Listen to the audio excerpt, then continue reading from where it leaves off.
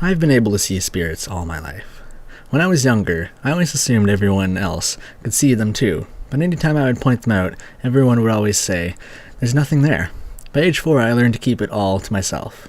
I was the only one who could see them. As I got older, I began to realize there was different types of ghosts. First, you got the drifters, completely harmless spirits.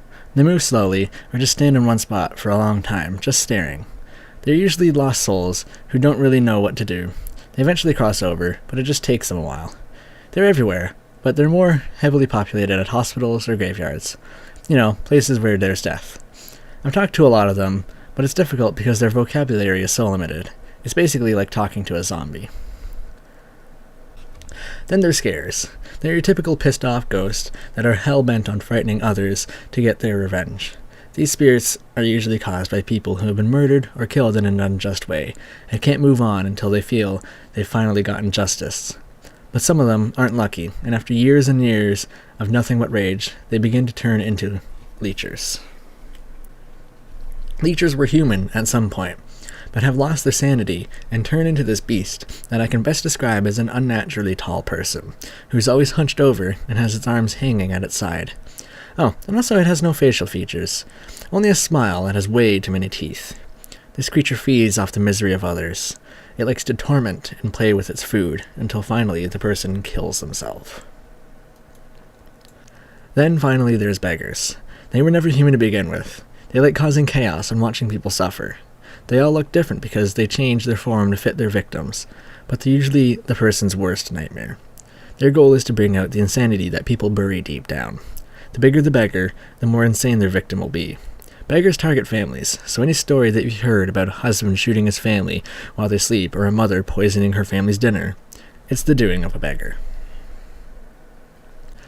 The first time I ever encountered a beggar was when I was 9 years old. I was in town with my parents, and we were on our way to dinner at a local restaurant. On the way there, my parents ran into some friends of theirs and began to chat. I tuned out after the first 5 minutes. I wasn't really interested in grown-up talk. I looked around to see some drifters slowly making their way down the sidewalk, or just standing in the street. Some of them passed us, and I gave them a small smile, and they returned it with a nod.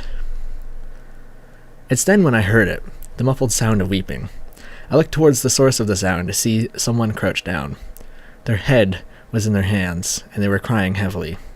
My parents, being deep in their conversation, didn't notice as I silently slipped away from them and headed towards the individual that was located just a few yards away.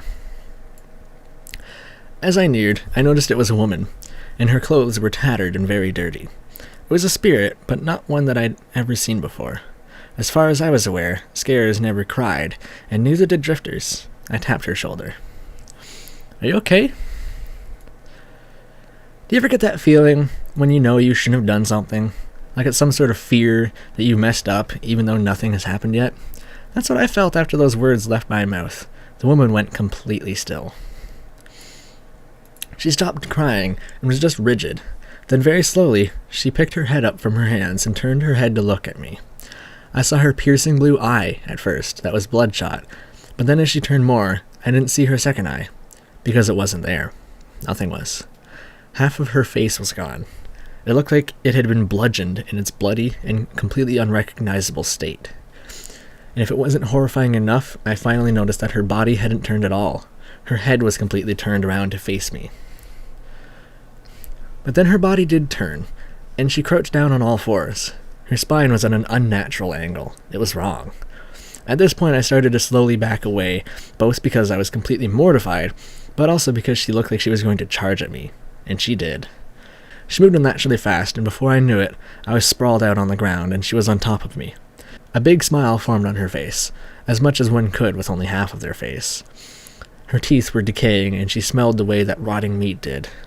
Bending down, she put her mouth very close to my ear, and I shut my eyes tight. It started to whisper in this terrible voice that sounded like too many voices talking at once. "We can see you too, Ellie." It knew my name. Suddenly, there was a blaring sound and a scream. My eyes snapped open to see the woman was gone. I began to sit up when suddenly hands grabbed me and pulled me up. With the fear of the encounter still current, I was scared that it was the woman and began to kick and scream, trying with all my might to get away from her. Hey, Ellie, calm down. It was my father. I stopped and took in my surroundings. My father was holding me an arm's length away from himself, and he looked shaken up. My mother was next to him, and she was practically crying, and their friends were wide-eyed. I turned to my left to see a truck had stopped in the middle of the road, and the driver was out of the vehicle, apologizing again and again. "What the hell, Ellie? Why would you do that?" my father said as he shook me, and I looked at him, completely confused. "What?" "Honey, why would you lay in the road? You could have died." Now my mother was crying. Then it became clear. When that one thing jumped on me, it must have pushed me into the road. The blaring noise must have been the truck's horn. My father put me down and headed over to the driver. My mom pulled me into a crushing hug. They sorted everything out, and I apologized to my parents, telling them I must have tripped when I was crossing the street. After that, I started to notice beggars more and more. Unlike leeches that followed their host around, the beggars attached themselves to their victims. I saw them on people's backs, and at first, I didn't know what they did, but when I'd see the newspaper with a header saying, "Single mother dismembers her infant twins," I finally understood, because I saw that mother a few weeks earlier, feeding her 10-month-old's ice cream with a giant beggar on her back. I never really got a close-up encounter with those things again, until I was 15. That's where our story really begins. But you'll have to wait until the next one.